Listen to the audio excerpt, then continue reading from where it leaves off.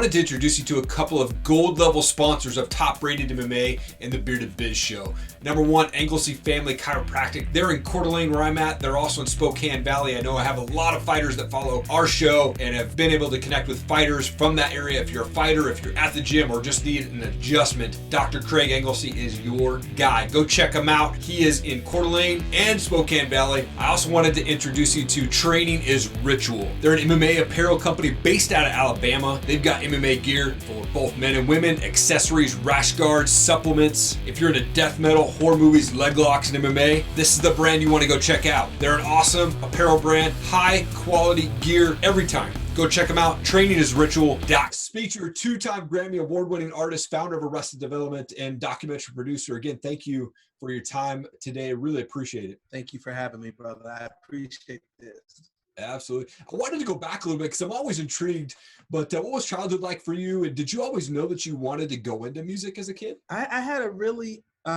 sort of polar opposite childhood. So I was raised in a middle class family, working middle class neighborhood in what seemed like a fairy tale town called Wauwatosa, Wisconsin. Okay. And it was beautiful parks, beautiful homes. Everyone's lawn was extremely well manicured. And so it was sort of dreamy in that way.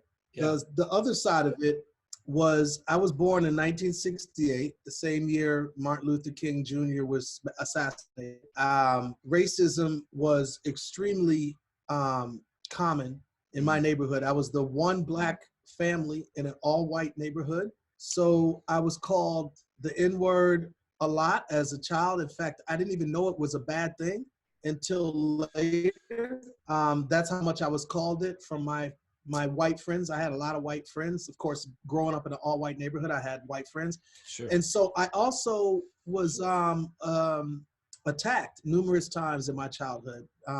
There was gangs called the Greasers when I was young. And the Greasers attacked my house and took our furniture from our living room and put it on top of our roof.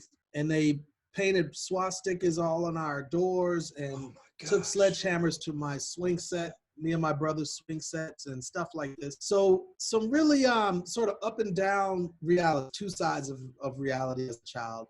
So yeah, but it created the type of person that I am, the passions that I have for justice and for, evolving past these extremely ignorant times is really something I'm passionate about. Yeah, absolutely. Well, the debut album from Arrested Development, 3 years, 5 months, 2 days in life of, sold over 6 million albums. It's actually the first CD that I ever owned. So this is such an honor for me to be able to talk with you today. But that was how long that you guys took to get that record contract. What kept you guys going during that? I mean, most people would have just kind of, said peace out and not kept going, but you guys kept fighting for that. Well, for me, it was pretty simple. No one I knew. I was born in Milwaukee, Wisconsin. Not one person I knew had ever had a deal. I didn't know any artist that had ever had a record deal. And Milwaukee was very, it's the hardest place for Black people to live right now. Like it's statistically known as the hardest place for Black people. Wow. So there wasn't a lot of opportunity for the people that I was around and many of the people that I knew as friends. And so I felt like this was my only chance. And so there's a certain type of fight that you learn how to get when you feel like it's do or die. And that's what I felt like. And so I agree with you, though. It is tough to, deal with the rejection and deal with the unknown of whether or not this dream is ever going to come to fruition. So I'm really grateful that we stuck to it, obviously. And 3 years, 5 months, 2 days in the life of us is what got us our record deal. And I'm very grateful that we stuck in there. Yeah. Oh man, it's such an impactful album, especially for me. Like I said, it's the very first album I ever owned. Huge fan of Arrested Development. So, but with all that success, you guys continue to donate a bunch of money to Nelson Mandela and the ANC and then National Coalition of the Homeless. Why was it so important to give back? Well, my mother and father raised me in a household of activism. So my mom owns the largest Black newspaper in Wisconsin. It's called the Milwaukee Community Journal. And it's been 43 years in existence. And at the breakfast table, we would often talk about the problems that our community faced, and we would also try to talk about what solutions could we offer. And so when I became, popular in the rap world, I didn't want to be like many of the people I looked up to, but unfortunately they weren't really giving back as much as they could with the newfound fame they had. And I didn't want to be that way. I was like, well, I may not have this fame forever. So while I have it, let's use it to try to help some of the situations that, are facing us. And that's what we did. So, and then we started donating to the ANC because unfortunately the oppression that Blacks faced in America was also going on the continent of Africa and in the Caribbean and in South America, Central America. So it was a worldwide issue. So we just decided to try to help. And that was during apartheid. So it was more desperate than it even is today. So that's why we decided to give to it. We also gave monies to Africa another time when we won this. It was a cheesy show that came on. I think it was in 2005 or so, but it was called Hit Me Baby One More Time. Okay. It was a funny show where like groups from the past came and started competing against each other. We were competing against like Vanilla Ice, I think, or somebody like that. I'm not sure. It was funny, but we gave the money. We gave the money that we won to Sierra Leone in Africa. They were going through some hardship then, so we gave the money to that. Gotcha. Okay. Now you've released 2 documentaries. One is the In Factory, and the latest one being 16 Bars, where you actually went into jail to write music with inmates. What was that experience like? Where did that idea come from? Well, the idea came from a documentary I saw on CNN called This Is Life, and they were exposing this daddy-daughter dance in a jail. And I've been to jails and prisons before, humanizing that I saw with this particular jail, where the dads that were presently incarcerated were allowed to have their daughters come to the jail. They had streamers and ribbons and music and a DJ, and they had a regular daddy-daughter dance. It wasn't through glass, it wasn't through bars, and it was just this really human moment that brought, especially the fathers, which in many instances in the Black community, for numerous reasons, aren't there. And so it was, to me, very, very important. And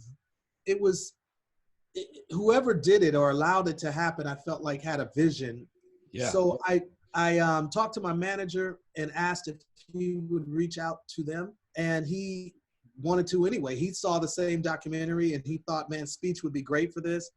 Let's reach out. And so he reached out, and they were excited to have me come in there and do some music. And that's how it all started. Okay. How I felt about it was, I was a little nervous, even though I'd done prisons before and I've been in jails before. It's always different with each particular experience is totally different. You meet different people. Yeah. And you never know the worst things that can happen while you're in there, Yeah. So I overcame that fear, obviously, and went on in, and it was a life-changing experience, and I'm very grateful I did it.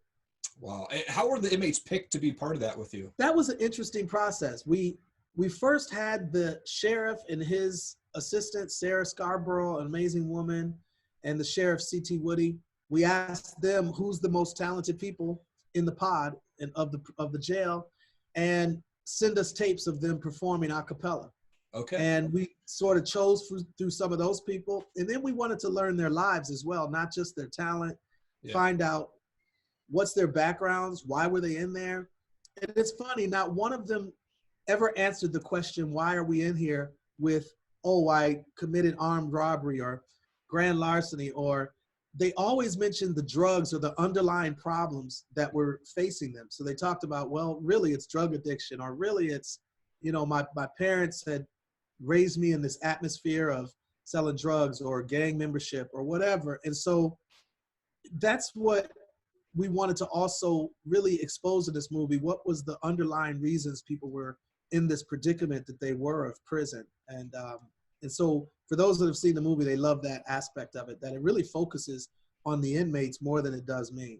Absolutely. And how can folks go out and watch that today? Well, because everybody's, self-quarantining, a lot of people are distancing themselves socially. I think this is a perfect time to go to Vudu or Amazon or iTunes or Google Play and you can get the movie. It's called 16 Bars. My website has links to it, and my website is brotherspeech.com. And I really encourage people to check this out. It's a very emotional film, and it's about incarceration, but it's about music and it's about humanity. And I think people will enjoy it. You know, we've won a number of awards at film festivals for this, so I'm really encouraged by the response. So I wanted to transition just to a couple fun questions, if that's all right. I've got these things called pod decks. Essentially, they're just random questions for us podcasters. I'm going to pull one out and see. Hopefully, it's not a flop there for us. But this one says, what weird food combinations do you really enjoy?